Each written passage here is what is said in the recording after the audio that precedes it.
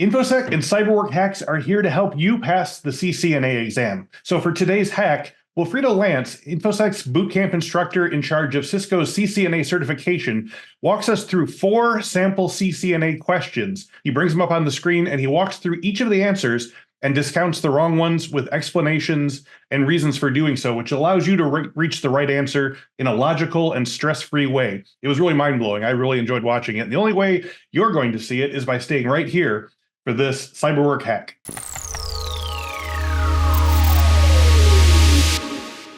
Hello and welcome to a new episode of CyberWork Hacks. The purpose of this spin-off of our popular CyberWork podcast is to take a single fundamental question and give you a quick, clear, and actionable solution or a new insight into how to utilize Infosec products and training to achieve your work and career goals.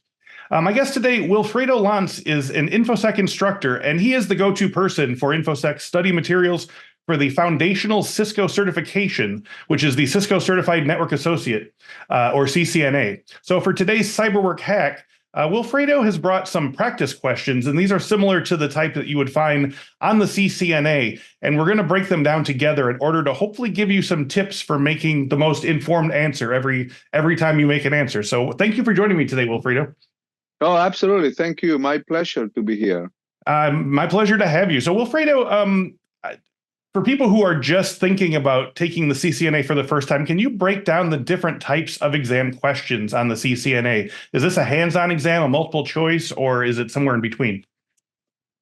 In between, but I would say it's mostly hands-on. Okay. The exam includes some labs in which you have to execute some commands to configure a device or to verify a configuration, but also many questions on the exam include exhibits. They show you an output of a switch or a router or a diagram of a network configuration. And then having a good understanding, a hands-on understanding of how that was configured, what is the meaning of the output, understanding how to read those commands execution is critical to be successful on the exam. Yeah, so I'm assuming that means that there is some sort of a virtualization component to the exam where you're actually sort of moving things around and actually doing the hands-on work while you're taking the test, right? Absolutely. That is part of the exam. Okay, great. Well, so I think the best way to get a feeling for each of these types of questions is to run a couple of exam questions. And Wilfredo was nice enough to supply us with 4 sample CCNA exam questions. So I'm going to have Wilfredo share his screen here, and we've got a PowerPoint here. And Wilfredo, let's sort of talk through some ways that the test takers can be parsing these problems. Absolutely. Let me share my screen here, right? And then see if we can do that, right? All right. So here we go. We have, this is Wilfredo's first of 4 sample questions. So Wilfredo, I'll have you take it away. What are we looking at here? So this is a good example of the type of questions you get on the CCNA exam. This is the output of a routing table on a router. It's something that we emphasize a lot during the boot camp, how to read the routing table, where to find the information that you need to answer this type of question. So if you look at the question here, right, they specifically refer to the exhibit, right, which is this here.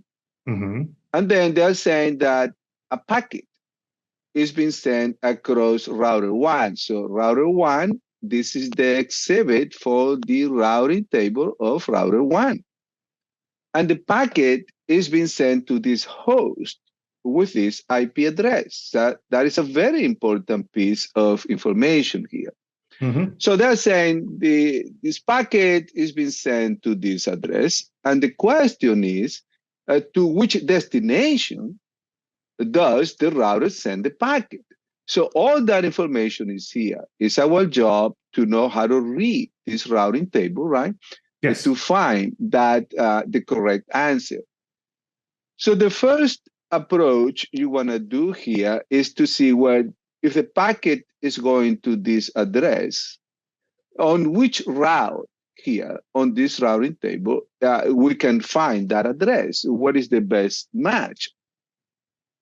So we look at this, that the address starts with 172.16. So right away, we cross out all these ones here, right? Because they start with 207, 165. So we know that this cannot, there is no match there, right? Yes. And then there is a route here, a class foo that is with two subnets, right? There are specifically two routes that include the 172.16.3, this one here, and this one here. All right, so we found two possible answers. So the next question is, okay, if that IP address is included in these two routes, which one will be the best answer to the exam? And that's something that we emphasize a lot during the boot camp, right? That the best route will be the match with the longest prefix, which is going to be this one here. So this, even though this is valid, this is best. All right. So the one with the longest prefix is this one.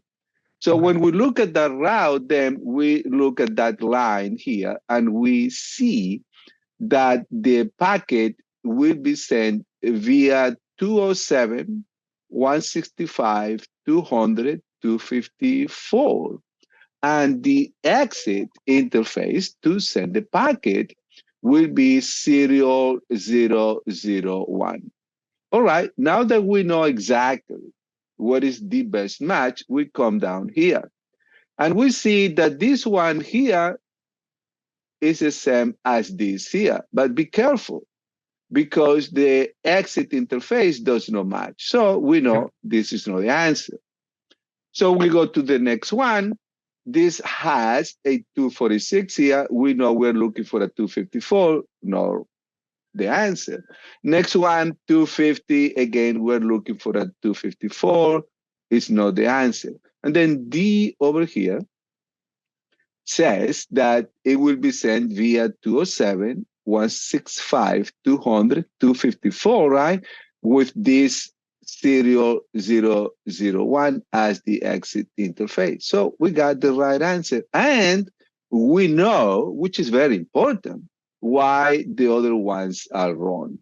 Yes. So this is a good crucial example for the exam. Absolutely. Yeah. Yeah. So if you look at the answer there, it is indeed letter D. Yeah, that's interesting. So there it is, answer D.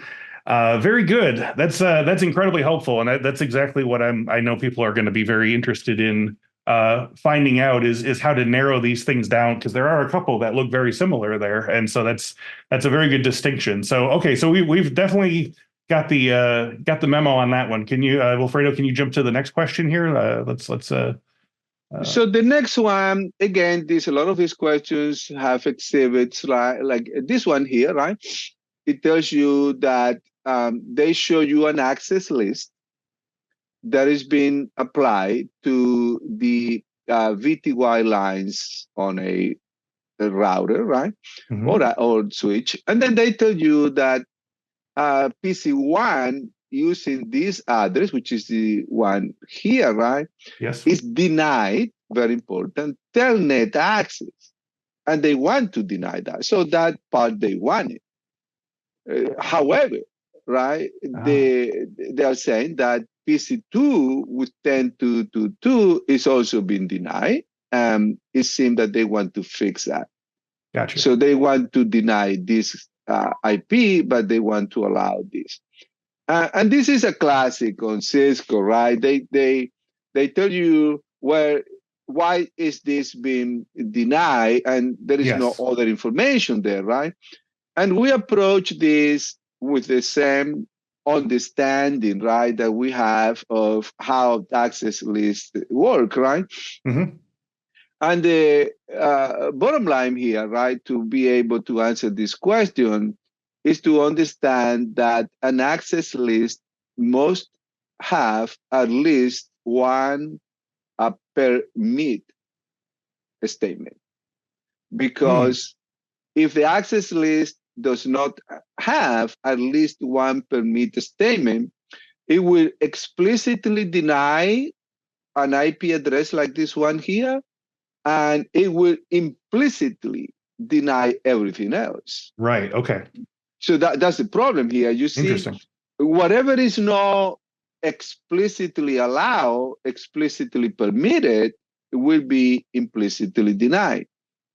So based on that, then we look at the possible answers, right? And again, this will require, and something we do in the boot camp, we emphasize the important, we highlight the critical factors to understand these questions. For example, D over here says that we should remove the access class 1 from the line VTY and apply that to line con. This means the console. Mm-hmm. So this cannot be the answer, because this is telnet access, and we do telnet access through the VTY lines and not through the console. So this one is wrong because of that. So no, D cannot be the answer. Then we look at other options like A.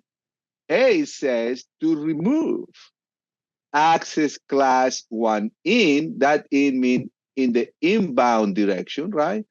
And apply out, that means on the outbound direction.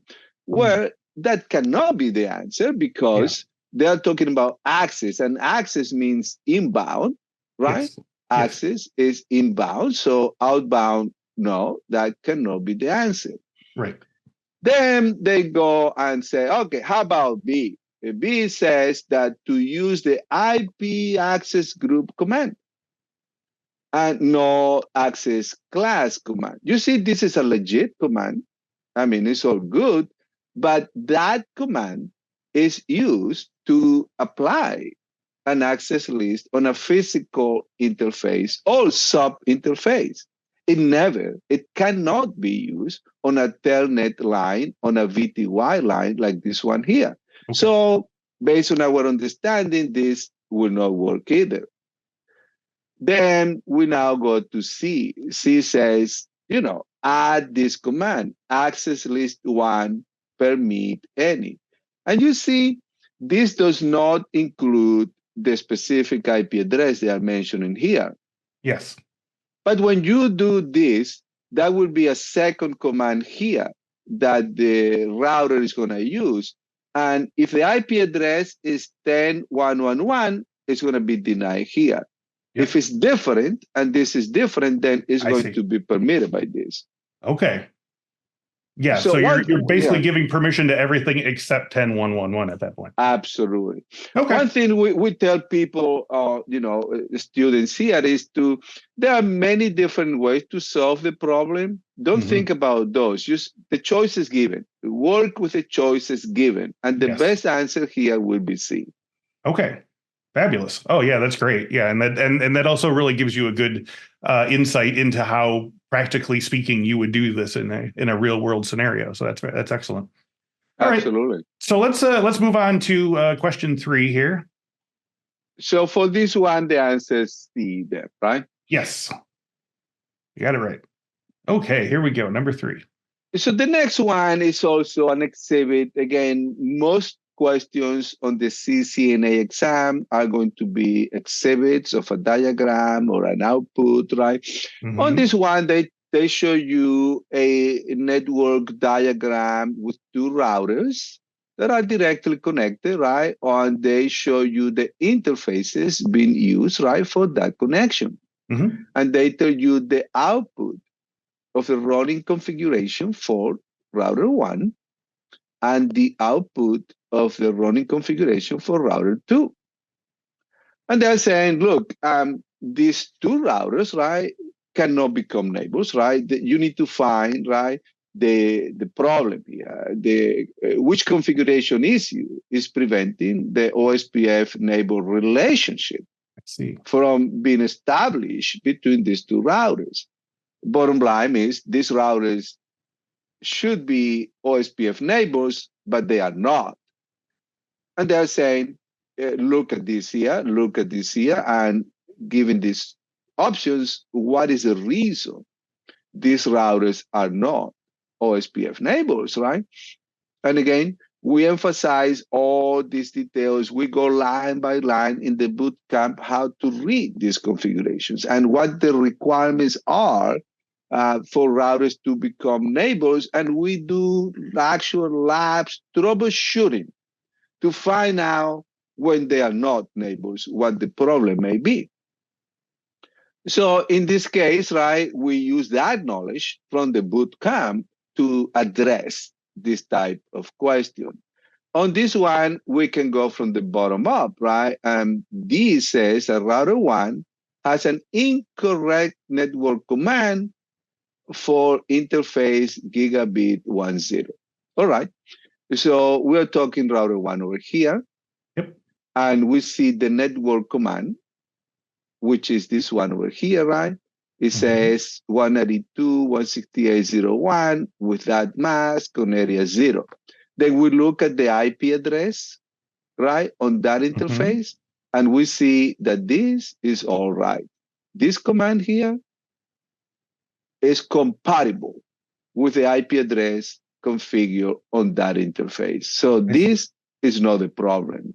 Okay. So we need to look for something else. Again, we look at the IP, we look at the command, it matches, it's all good. Then we go to, okay, so that's not the answer. We go to the next one. C says that router 2 should have his network command in area 1. All right. So we now look at the output for router 2.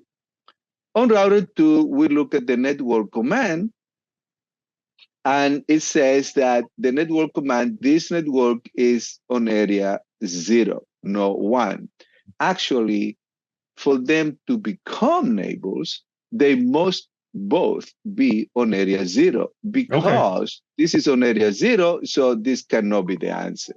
Right. Area 1 actually will prevent them. Those two are working fine. Okay. Yeah, so this is not the answer either. So we go to B. B says that router 2 is using the passive interface default command. All right, so let's look at that output here. It is true that router 2 is using the passive interface default command, and this will prevent, actually, routers from becoming neighbors. But here, they also have a command saying that even though we want all the interfaces to be passive, this command here, no passive interface gigabit to 0, is this one here. So we are making an exception. Okay.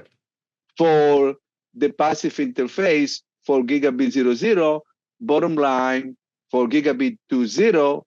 So the bottom line is that gigabit to 0 is not in passive mode. So this cannot be the problem. So we actually rule out B, C, and D. That's something we emphasize a lot.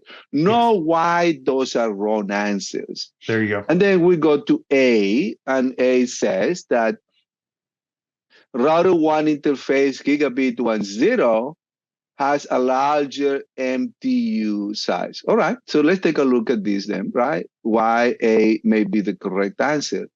A says that the MTU is 1600. All right, so we look at router 2, and there is no MTU here. Yes. So basically, this is part of what we do in the boot camp multiple times. We emphasize this, right? The running configuration will not show the default settings. It will show only when you have manually changed some of those settings, right? Okay. Yes. Modified them. In this case, because the running configuration does not show any MTU value on this interface, it must be using the default, which is 1500. Ah. So if it's using the default 1500 and somebody changes to 1600, that is the reason these routers are not neighbors. Okay. So again, as important for a student to know why this is the right answer, equally important is to know why Why these those are are wrong. wrong. And that's Yes. something we emphasize very much during the practice, right? Yes. So in this case, right, the answer then is A. There it is. Very good. Okay, yeah, and I think that's something that a lot of people they get overwhelmed by all four of them, and you can maybe eliminate one or two easily. But once you've got it down to three things that don't work, it really does sort of clarify what's being asked of you. So that's great. Absolutely. So one more then. Yes, let's do a fourth here. Yeah, this one, another exhibit. Again, the most common type of questions are like this, right? Exhibits of configuration, diagrams. So that's why we emphasize so much how to read these outputs. And really, the only way to know that is by doing labs, right? Where Yes. you on the lab learn how to do this, right? So this one is saying that this output here is the result of executing this command, show IP OSPF interface, that has been executed on router one, right? They're asking you, well, based on this output, how is OSPF configured?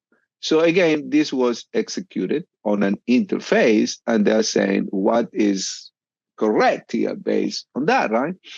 So then we can go from the bottom up, again, understanding why these answers are wrong and which one is correct. Yes. So Delta here says that the interface is not participating in OSPF, where they run this command on the interface and they got OSPF output. This is not true. Yes.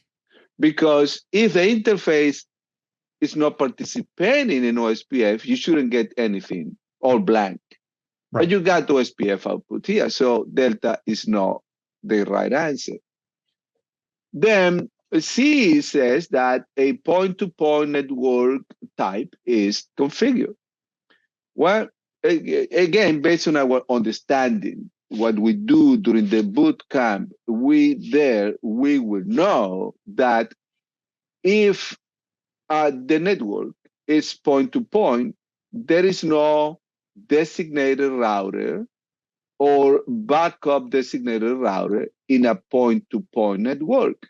So because there is a designated and a backup designated router, that means that this is not a point-to-point network. So that rules out C then. This is a broadcast or multi-access. It's not point-to-point. So we know that because, again, based on the output.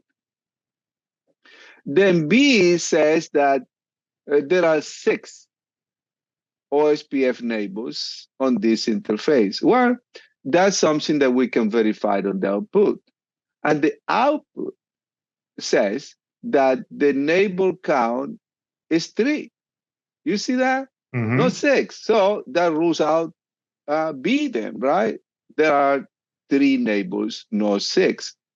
Then we go to this one here that says that the default hello and the timers are in use. This is the output on that specific interface.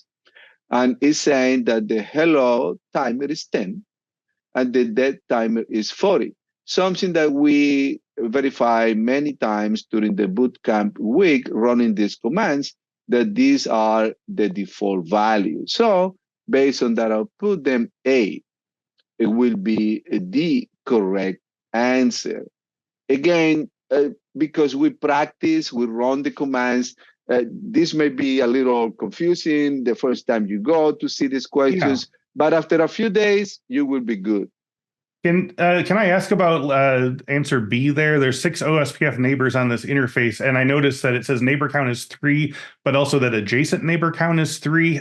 I'm assuming those two are not meant to be added together Because that also adds up to 6 when you look at both of them. Oh, good point. Yeah. Absolutely. Great point. No, typically this is going to be the same. In most cases, it could be different, but those adjacent and neighbor could be different in OSPF. But they're referring, in this case, to the same 3 The routes. actual neighbor count. Okay, great. Yeah. Okay. Good observation there. Huh? Okay, I figure, sometimes out of the mouths of babes, comes. I don't know anything about this stuff, so anything that looks unusual, I'm gonna bring it up. But okay, well, this is great.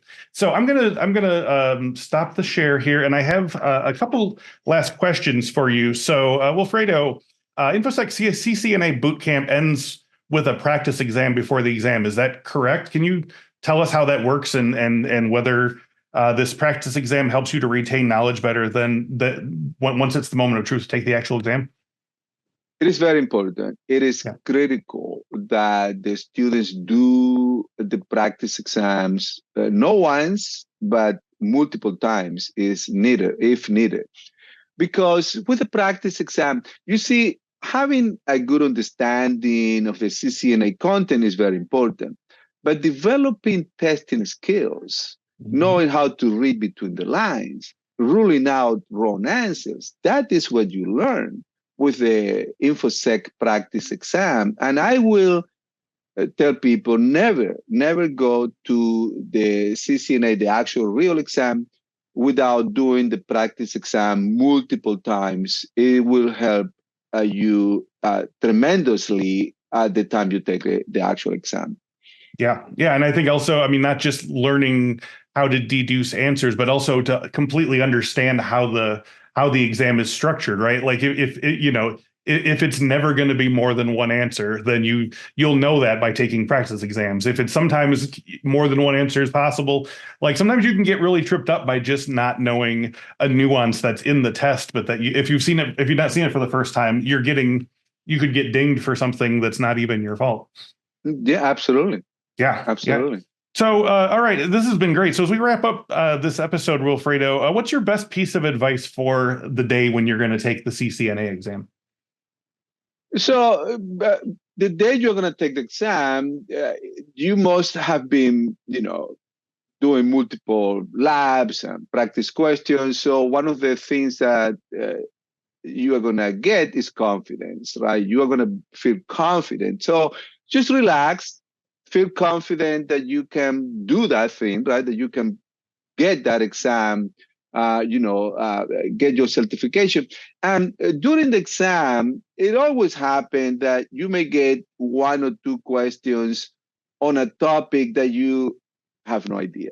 Yes. They do that. So don't get upset, remain cool, answer the best you can, go to the next one, and you will see that if you have done your homework, you will get your certification.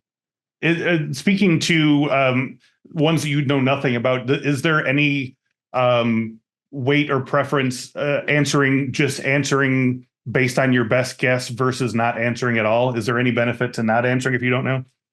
You do not get penalized for wrong answers. So you do want to answer. And that's when we went over those questions, we always emphasize ruling out the wrong answers. Yes. Because if you can rule out 1 or 2, then you get better chances if you have to guess, only between 2 instead of 4, right? So right. Yeah. Oh, it's fantastic. Well, Wilfredo Lanz, thank you so much for taking some of the mystery out of the CCNA exam. This was a whole lot of fun, and I really appreciate it. Absolutely. Thank you, Chris. And thank you all for watching this episode. If you enjoyed today's video and felt it really helped you, I hope you'll please share it with your colleagues, on forums, on your social media accounts, anywhere. Let people know that you really like this. And definitely subscribe to our podcast feed and our YouTube page. You can just type in Cyberwork Infosec into any of those places, and you'll be well on your way. And there's plenty more to come, including several more from Wilfredo here. So if you have any topics that you'd like us to cover, please drop them in the comments below. We'd love to hear from you. And until then, we will see you next time, and happy learning. Hey, if you're worried about choosing the right cybersecurity career, click here to see the 12 most in-demand cybersecurity roles. I asked experts working in the field how to get hired and how to do the work of these security roles so you can choose your study with confidence. I'll see you there.